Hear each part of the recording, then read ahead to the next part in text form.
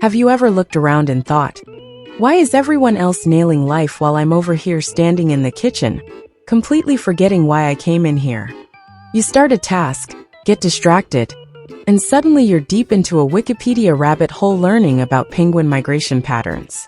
Spoiler, they travel thousands of miles, which is impressive because you couldn't even migrate back to your original task.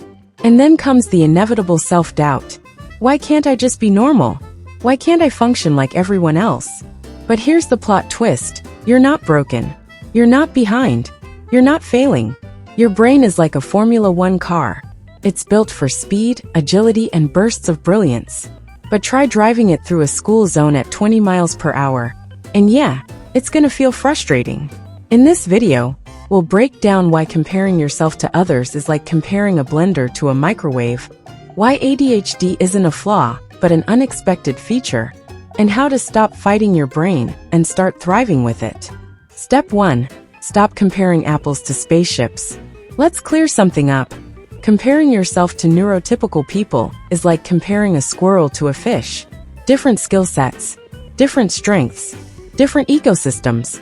Yet, we waste so much energy measuring ourselves against people whose brains run on an entirely different operating system. And here's the kicker. They're struggling too. The difference? They've just mastered the ancient art of pretending. Social media. It's like a digital talent show where everyone's performing their highlight reel. You scroll through Instagram. Look at my perfectly organized meal prep. My bullet journal is color-coded by mood and moon phases. Meanwhile, you've been stuck in a thought loop about whether giraffes can jump. Spoiler, they can't. I checked.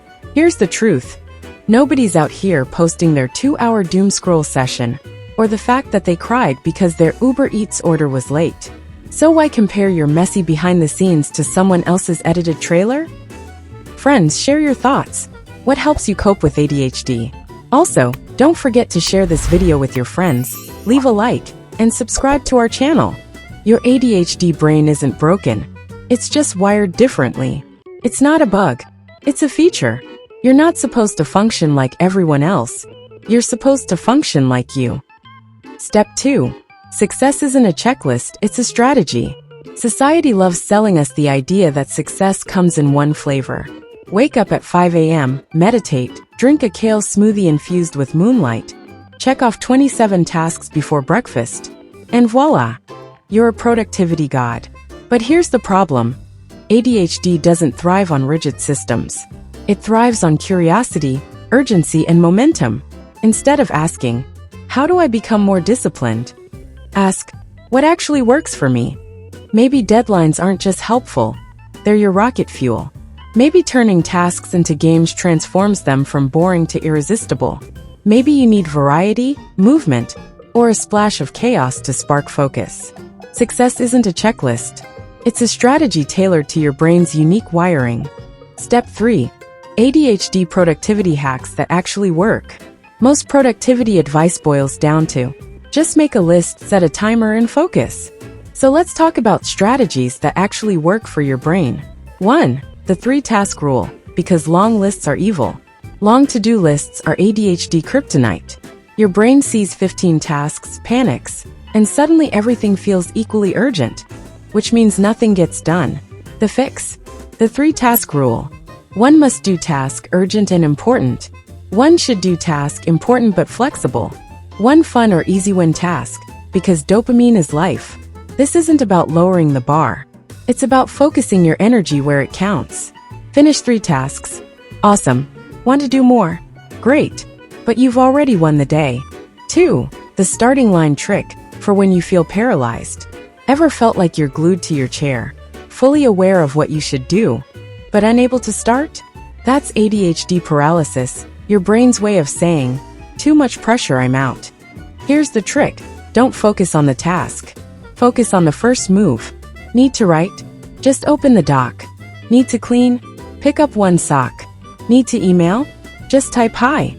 The hardest part isn't doing the task, it's starting. Once you're in motion, your brain's like, oh, we're doing this? Cool. 3. Make it impossible to forget. Because memory is a lie. ADHD brains treat memory like a disappearing act. If it's not right in front of you, It basically doesn't exist.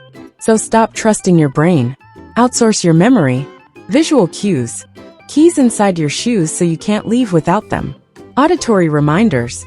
Voice memos instead of written lists. ADHD brains process spoken words faster. Text reminders.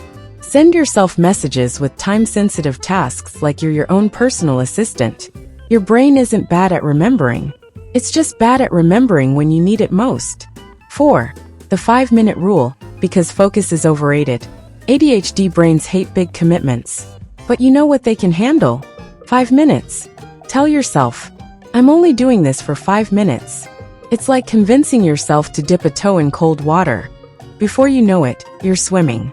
5. Change your environment, change your focus. Your brain is like a plant. It thrives when the environment is right. Can't focus?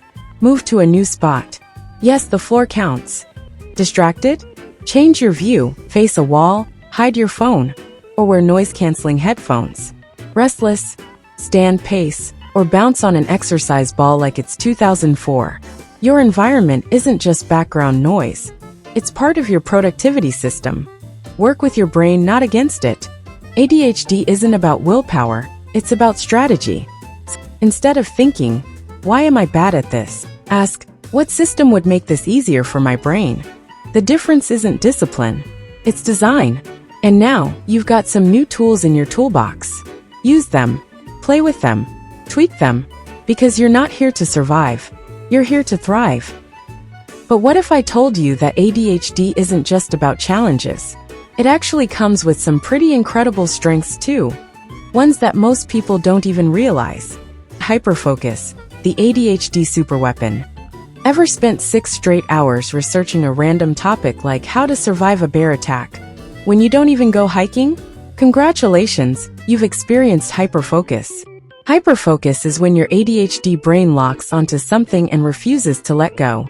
While most people struggle to concentrate, you can go full detective mode, absorbing information at lightning speed. This is why so many people with ADHD become experts in niche areas. Scientists, writers, musicians, programmers, all professions where ADHD thrives, often credit their success to their ability to dive deep into things they love. The trick? Learning to direct your hyperfocus instead of letting it control you. You can't always force it, but you can set up triggers, like using a playlist, a specific workspace, or even a challenge, to engage that obsession mode when you need it. Creativity, thinking outside the universe. ADHD brains don't just think outside the box. They forget the box exists and start building their own spaceship instead. Studies show that people with ADHD are more likely to make unique connections between ideas, leading to higher levels of creativity. That's why so many inventors, artists, and entrepreneurs have ADHD. It allows them to see possibilities that others don't. Ever wonder why some of the most successful people in the world credit their ADHD for their achievements? Albert Einstein, constantly daydreaming, struggled in school. Richard Branson built an entire business empire despite being called easily distracted. Simone Biles, Olympic gold medalist with ADHD-level focus and adaptability.